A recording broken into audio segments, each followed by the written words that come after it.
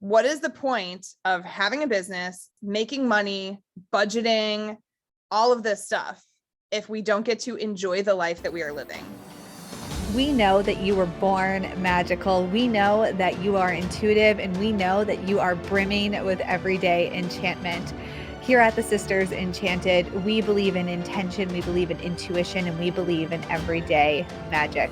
Welcome in to the Expedition to Soul podcast. Think about what life would look like if you had the foundation to do the shadow work, understand where you're holding yourself back, and the confidence to bring some everyday magic elements into your life, follow your intuition, and know exactly the steps forward for you. Well, that's what we teach you and more in our Holistic Witchery program. Be sure to get on the wait list for Holistic Witchery. It's the one class we think everybody should take here at the Sisters Enchanted. It has changed so many lives and is at the core of all of our fundamental beliefs about who we are and how we propel ourselves forward in a way that makes great change for ourselves and those around us. Check out holisticwitchery.com, get on the wait list, and we can't wait to welcome you into class just as soon as enrollment opens. Welcome to this episode of the Expedition to Soul podcast. I'm Sarah, founder of the Sisters Enchanted, and I have back with us a guest, a contributing teacher in some of our events in person that we see often here at the Sisters Enchanted, Sharon Blue of Blue Empress Tarot. Hello, Sharon. How are you today? I'm wonderful. How are you today? I am doing well. I woke up today with like a lot of panic and pressure, and then something just switched, and now I'm feeling fun and full of possibility and joyful. So I love that. Figure out how you made that switch and market it. I know. Well, it all starts with intention. I like it.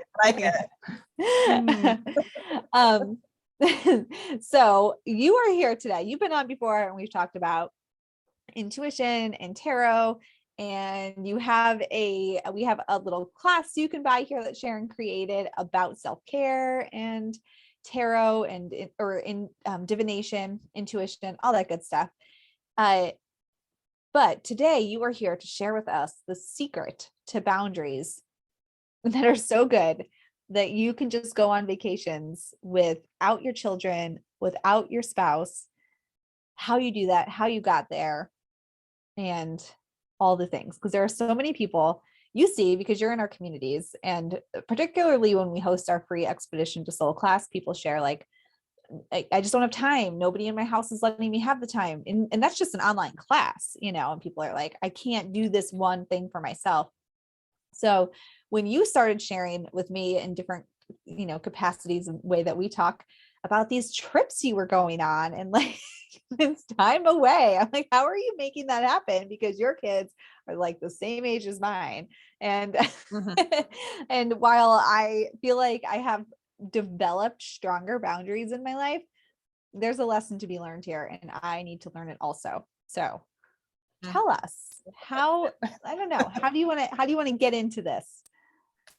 Okay. Well, let me start by saying I didn't always have really good boundaries. And the vacation that I went on at the beginning of May was the first kid-free vacation my husband and I had taken by ourselves in 6 years. So I'll start with that. Yeah. Basically, I think we just kind of got to a point where it was like, what is the point of having a business, making money, budgeting, all of this stuff, if we don't get to enjoy the life that we are living? And, we had our 10-year anniversary coming up, which is here, and we wanted to celebrate it, and we wanted to do something really big. And so we were just like, we're making this happen. We're going to make it happen. So it was very much just like, this is a non-negotiable at this point. We need to do this. We need to get away from our children who are 3 and 6. So yeah, they're very little. I think our biggest things were having support. We are not lucky enough to have like family support systems. So we have a very, very good friend, like she's a saint, who came and stayed at our house with our kids for the 2 weeks that we were gone. So having a really good support system where like you have that person who can take care of responsibilities, and prep. Like that's pretty much it. Support and prep. Yeah. So I made sure that I prepped weeks in advance all of my business stuff so that I could truly turn off my phone, shut it off, unplug, and go, which was good because we went on a cruise, and on the at-sea days, there's no internet. So no way I could have even snuck in an Insta story if I wanted to until I hit shore. So, but yeah, prepping, like I made sure I do a weekly newsletter that goes out every Monday. I made sure I wrote weeks of those out in advance. All of my Instagram and Facebook and all the social media stuff got scheduled in advance. Thank goodness for amazing technology. Yeah. So you can automate this stuff and it's done. I put an away message on my email. So it was like, if someone tried to email me, they got that bounce back reply. I changed the voicemail on my work phone so that, and I did have people call me, and it took every ounce in me not to stress about when I would have internet to call that client back. But I was like, no, they listened to my voicemail that clearly stated the dates that I was unavailable and sent them to my website so that if they wanted to book a reading, they could do that. Yeah. I was like, hands off, I'm done. Okay. I have so many questions. Okay. So you obviously are a much more emotionally stable person than I am, because the first thing I think is like, what if my children need me? What if the person watching the children needs me? And my husband, who we were just talking about this before we hit record, I'm pretty like, I know he's definitely has a level of anxiety. Like I experience anxiousness, I think like a typical person, you know, you get anxious about things or whatever. But he, I think, definitely has like, he could use some support that he's just not open to seeing that he needs yet. And so I start to think like, how, firstly, I mean, there must be mom guilt there because, you know, you're a mom. And so I'd imagine that was a thing. But like, what were the things that popped up in your head around, because you're also taking another, like you have more trips on the book. So this is now a thing where you're just like, peace now out, everyday life. It's going to be fine without me. And how, so I think that people who are listening might be like, okay, this is all well and good, but this wouldn't work for me because of guilt, anxiousness, or maybe like someone's spouse isn't on board. So was there a time where, you know, either of you were like, or like what made it a non-negotiable, you know, because I think that's also for you, you said it was a non-negotiable, it was your 10-year anniversary.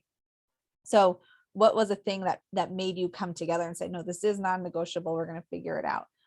So that's a lot of things I just threw at you, but how do you, yeah, let's get into all the things that appeared and how did you deal with them? Yeah.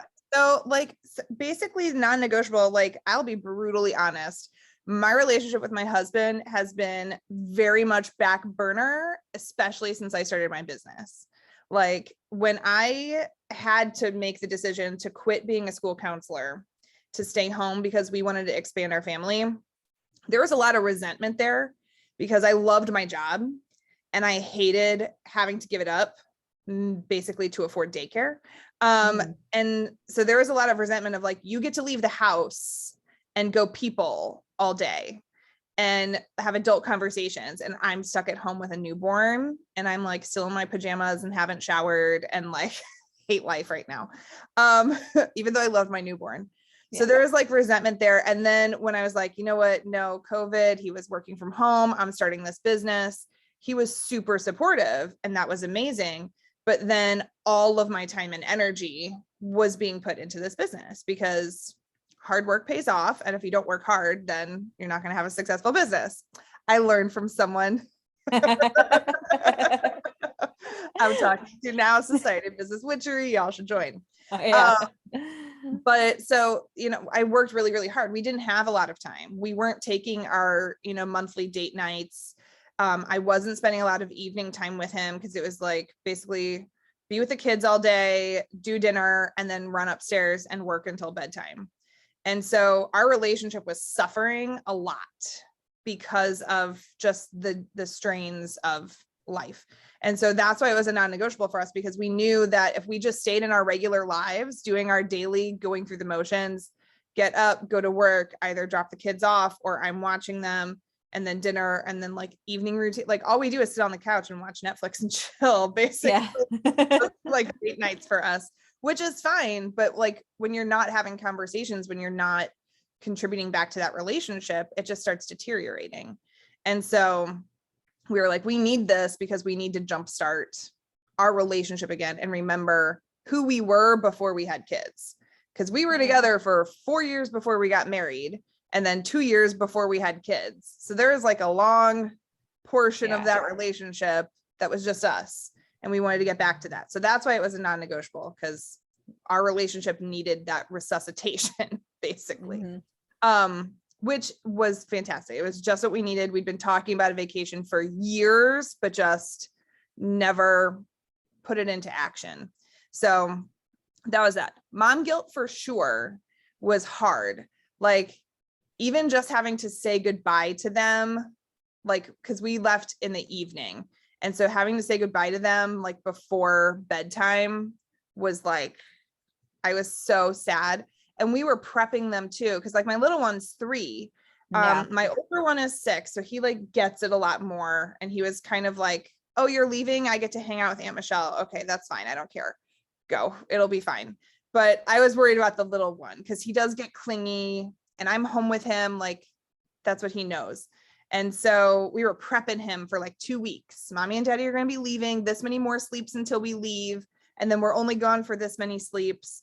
And we made a plan to which days we were going to be in port to call and do video calls. And we were even planning like essentially email pen pal things. And then we left, and it was like the first phone call, they're like, oh, look at this thing Aunt Michelle bought us. And we got to have ice cream after dinner. We get desserts now. And like, basically she just bribed them, and they loved her more than us. And so seeing them being so happy and not caring that we were gone, it was a knife to my chest, because it's like, I birthed you and I put so much time and energy into you, and you don't care that I'm gone. But then B, it was like, I can release the mom guilt, because if they're not upset, then why do I need to be upset? It's not helping anybody. What's helping everyone, the whole family, is if mommy and daddy have alone time and then can come back and be more of a complete unit for our kids. Yeah. I love that idea of, like we say that with self-care, taking care of yourself first and taking care of other people. And here in this case, taking care of that relationship, because I think so many people get in this place of just, and I can speak to this firsthand too, of just resentment of the other person because they're not this, or not doing this, or it's too much this. And, if only you did this more, then I wouldn't have to do this thing, which is annoying everybody and whatever. Yes. And you took this idea of self-care and really applied it to your relationship, so that you could put the oxygen mask on there and then be able to be better, more present for each other, your home, the kids, business, all of those things. Travel we always used to do. Like when my husband's from Iowa. He had never really been anywhere, like a tiny little town. Their like claim to fame was the fruit stripe factory that was just outside of town. Like that was where he grew up. And so when we started dating, like I had studied abroad in college and went all over Europe and loved traveling. And so when we started dating over my spring breaks, when I was in grad school, that's what we did, is we saved up our money throughout the year so that we could travel during my spring break. And we went to Vegas and we went to London, and like, that was our thing, is just travel. And then after having kids, it was like, and now we go nowhere. So that's my self-care too, is like the idea of walking into an airport both fills me with anxiety, but also extreme excitement and freedom. So it's like, I need it too. I know. It's funny. My daughter was actually asking recently, because we used to fly, and she has a memory that I think is unbelievable for a young kid. We used to fly like every 3 months, just her and I, when she was small. And then with my with Adam when he was born, my youngest. And then obviously COVID happened and we haven't flown anywhere. And I mentioned something about flying and it wasn't related to us, but she just heard flying and she was like, we're going on a plane. We're flying. We're going somewhere. Like we go places all the time. We just don't fly. Yeah. But it's that energy for sure. Uh, Mhm. so I think that another question that I would like to ask is what helped you to like what part of all of the things, because you read tarot, you do self-care, divination, intuition, like the creation work, and you do all of these spiritual things we talk about and witchy things.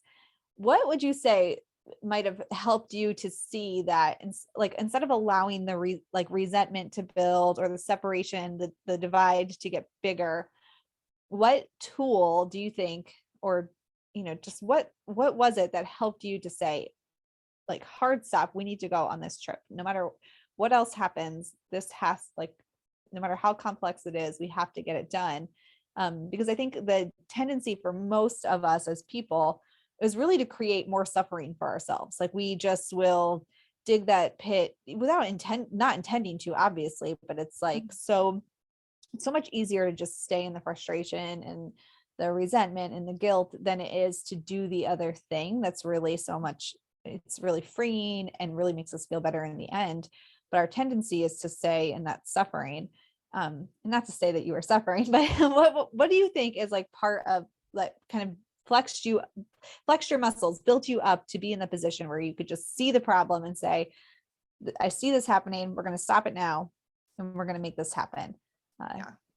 Well, I feel like societally, we as women tend to get ourselves into that rut because it's like no pain, no gain, and like head down, get the work done. And, like I remember witnessing, like my mom was in a horrible marriage for 25 years, like took awful things to happen before she ever even finally filed for divorce. And so it's like, I never want to be that person that sticks in a bad marriage, and not comparing my husband to my dad at all, because they're very, very different. But like we could just see it taking that downward turn of like us not communicating. But a lot of the not communicating was because we didn't have time. We were just so in, like, he was working 80-90 hour weeks with his old job, and that was 100% part of the problem. He was very stressed, and right before we did our vacation, like he quit his job and then had a 3-week break, which included our vacation, before he started his new job.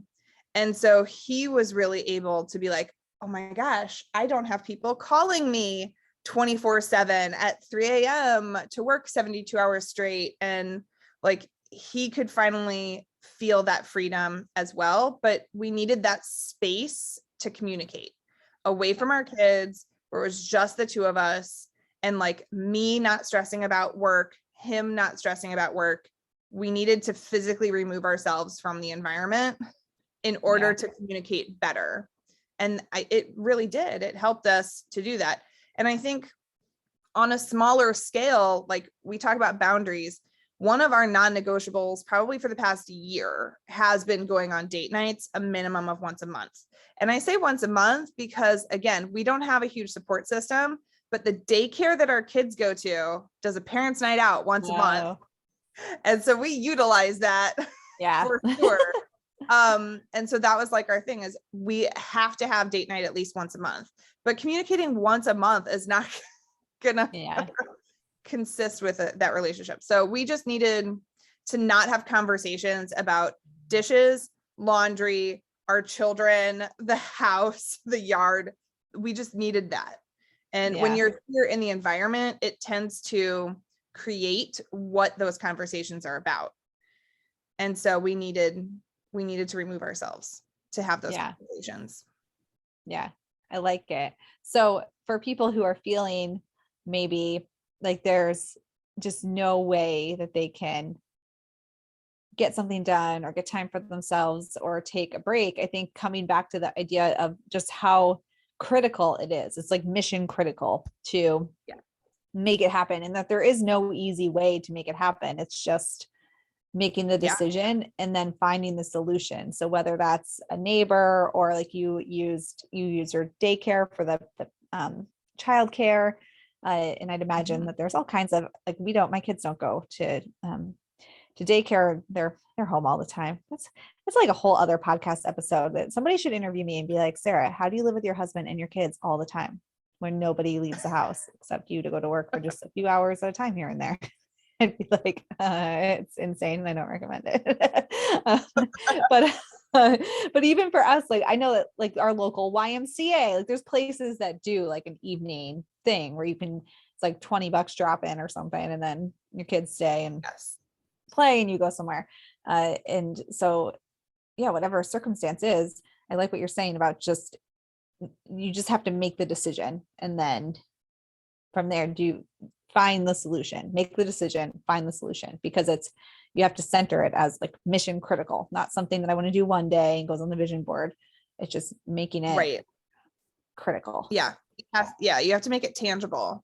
And I think the minute that we decided we're doing a vacation for our 10-year anniversary, it probably took us about 6 months to plan and prep to be able to do that. Not gonna lie, to save up enough for a 10-day cruise and like get daycare all lined up. And I mean, even we had to coordinate because our friend works from home and she would have meetings, but still had to drop the kids off at school, pick him up from kindergarten at, 3:45 in the afternoon.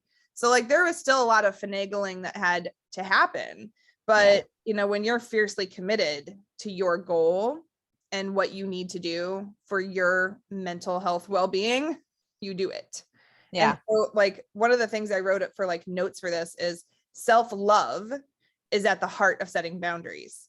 Because if you look at it in terms of, well, I'll put it off for another day, put it off for another day, put it off for another day. It's not just the vacation. It's not just the time away from the kids or the date night. That's putting away your self-care. That's putting away a piece of what you need. So you wouldn't say, well, I'll just eat later. I don't have time right now. I'll just eat my lunch at 3:00 in the morning. Like your body knows it needs food. So you feed yourself regardless of how much time you have. You grab something, you go, you eat. And so you have to look at what you need in terms of self-care, time away, time to build relationships and maintain relationships. That's part of self-care too. You can't, we're not, I love I used to watch, what's the movie? A Boy, I can't remember the name, About a Boy with Hugh Grant. And it always starts I never saw that. No. Oh, you need to watch it. It's so good. But it starts with that quote, "No man is an island." And then he goes, "But I beg to differ. I can survive perfectly fine. I am an island. I decide who comes on my island, who doesn't." And it's like, I like the idea of like, you can decide who comes on your island, but you're not going to stay on that island alone for the rest of your life. Like, that's just not sustainable. No man is not. No, I think that like what I can see, well, I definitely do not like applying what I'm hearing from you. I definitely don't make it mission critical to just do certain things in my life. And so I certainly should reflect on that. But then like, if you are a person listening to this and you really are trying to like apply to your life, how to do something for yourself or how to make it happen, maybe it's not a 2-week vacation. But because I know from like my kids they have differences of personality and things that would make it challenging for somebody who's not me probably to live with them for 2 weeks. I mean, they could obviously Anna and my mom can certainly take my kids, but they would have to like switch them back and forth. They'd be like, all right, I need some space for me too. Cause that's how I feel often. But, just looking at life and these boundaries, I think even just starting with what you will and won't let into your day that's disturbing your peace. Cause I know another thing you've been working on and doing is like hard stop times on work and cell phones and internet, or not, about email and things like that. And I know that in my life, whether it might not be a 2-week vacation, but me saying, no, I'm like, I often now will go for hikes and things and I don't bring my phone. I will say I have an Apple Watch. So if I'm on a hike in the woods and I feel like something's not right. I have a way of communication, but I can't like check my email from, it's not easy to like check my email or get on a conversation or something. So like I make it intentional to have those times where I definitely cannot be contacted, cannot be connected unless it's, me trying to get help because I'm lost. And then like we have boundaries at our house around no technology at dinner. We always eat dinner together and there's no phones, no email, no nothing at the dinner table. And it might not be long, but it's a little period of time where there's, that's conscious space for connection. So I think just taking this and then looking at your life, where can I put some boundaries in right now to protect the things that need protecting, whether it's you or your relationship or whatever. But make it mission critical to make it happen. For sure. Yeah. And I do the same things just as like a daily occurrence kind of a thing too. Like we have the same rule at dinner, no phones, no internet, no TV. It's just us at the table, dinner. My little one still won't eat anything, but he knows he has to sit there until the rest of us are done. And we do make time at least once a month for us as a family to go and do something, whether that's going out to eat or getting ice cream or going for a hike or whatever. So we do really protect time for family, relationship, and self.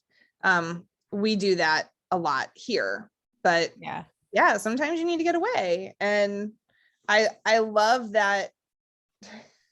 I'm leaving again this weekend. I just found out last night, and in 2 days I'm hopping on a plane and going to New Orleans. So I'm like, you have another trip too, right? And because you're coming, I'm going to Salem, in July. Yes, and that's going to be by myself. That's no hubby, no kids. That's just me. So yeah. I'm so much to aspire to, because even for the Salem trip, I'm only like 2.5 hour drive, maybe 3 if there's traffic. But my husband already is like, how long is this? Can I come? Like somebody else can watch the kids and I can come. And I was like, I guess, but you're just gonna be sitting there, for all these times. And so I don't know why you'd want to come and just sit there. You could just sit here. I'm not like leaving the country. Exactly. So yeah, for anybody listening who's like, listen, this seems far off for me. So it seems a little far off for me too. And I think that what we can do is just take this inspiration and start doing those little things. And then maybe it's an afternoon by yourself, or maybe an afternoon with your partner or whoever, and you just are gone for 5 hours, and then it's an overnight, and then it's a 2-week trip. But I think really just making the declaration that it must happen, because everything else will suffer if it doesn't, is important. And I'll say it can happen on a smaller scale too. Like I remember my first year, I started my business in August of 2020, and that September of 2020, I was like, I need a weekend, because I was trying to build a business while staying home full time, while with my husband, and we're stuck in our house during quarantine. And I was like, I need to be away from everyone and focus and figure out my vision. And I remember it was one of the weekends for Expedition to Soul. And I was like, I'm doing this. And I got an Airbnb in Branson, like all of 2.5 hours from where I live. And I knew it was COVID time. So I was literally planning on, I'm going to this Airbnb and I'm locking myself in for the entire weekend. I will bring groceries with me in the car. And I just took a weekend. It was just a Friday through a Sunday. I drove down on Friday. I drove back on Sunday, 2 nights. But that weekend of just me by myself in this little 1-bedroom Airbnb right by the lake, where it had a back deck, I could sit out, watch all the Expedition to Soul videos, do all of the shadow work, pull my cards, really get into visioning about what my business was. Like that was productive time. Yeah. Your time you do not get back. And so how you use that time is really important. So you need to use it wisely. And if you're trying to do 10 things at the same time, you're not going to get anything done, and you're not using your time wisely. So figure out how to make even something small happen, even just getting to a coffee shop for 2 hours to spend some time alone with your thoughts. Yeah. But I'll piggyback on that by underscoring and highlighting that, because this is something that I see a lot with people, and women in particular, who are like, well, it's not a good use of my, like, just doing nothing. I can't do nothing. And even, I hear this from some family members and things too. And I will say that anytime that it might be a Monday and it's like a work day or something, but if I take half the day and go for a walk and go get like a coffee or a smoothie or something and relax, that like 4 hours of breathing space usually is when I'll have the clarity to solve a big problem. It's that Yes.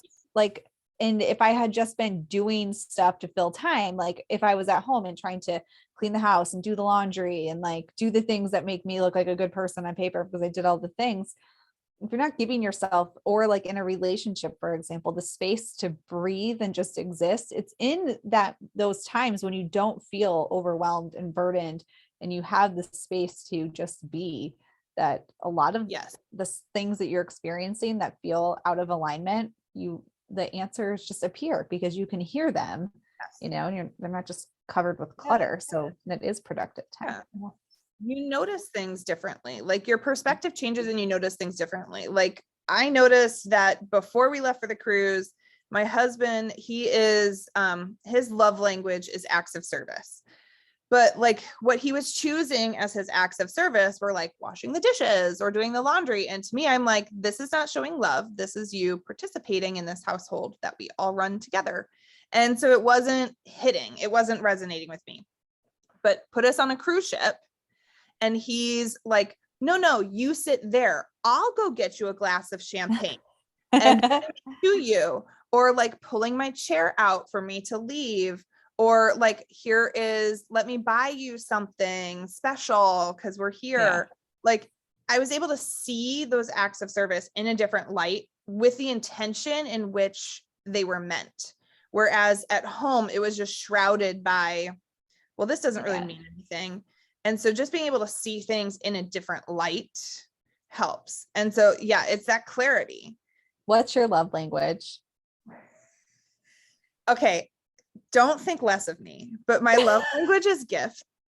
Because here's the thing, I am that person where like when I was growing up, I didn't have any money.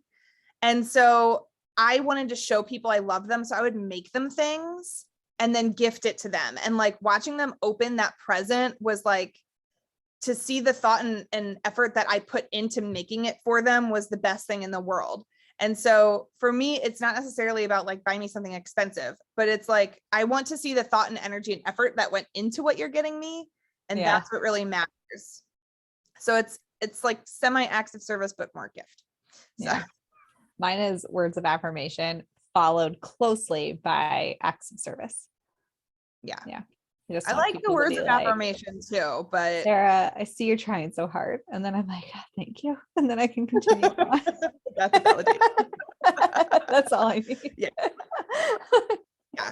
And like as a school counselor, it was like really frustrating because I would get the occasional, oh, thanks for helping me out with that kid. And it just felt so disingenuous. Yeah. But if I walked into my office that first week of February for School Counselor Appreciation Week, and there were like donuts and chocolate and like they catered lunch for us, I was like, oh, they do love me. They like me.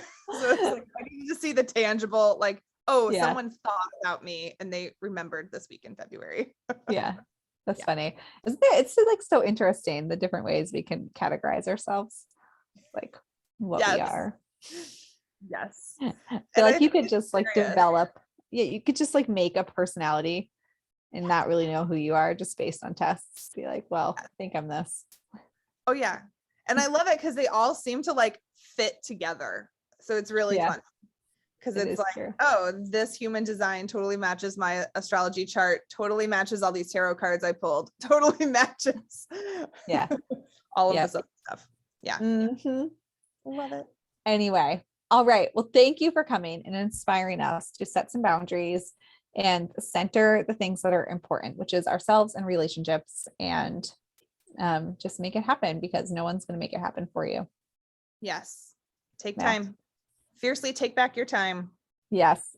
All right. Well, y'all can find Sharon at blueempresstarot.com and in all of our community groups, all the places. We'll be sure to put the links And Sharon is hosting, she's got some self-care goodness on her website too. So be sure to head over there for those tidbits. Yes. Yep. I've got my 7-day self-care challenge starting on June 27th. So yay. All right. Awesome. So go to her website so you can check it out. Okay, then. All right, everyone. Thank you for listening. I don't know why I just totally lost space of where I am and what I'm doing, but thank you for listening into this episode of the Expedition to Soul podcast. And until next time, we hope that you have an enchanted rest of your day ahead.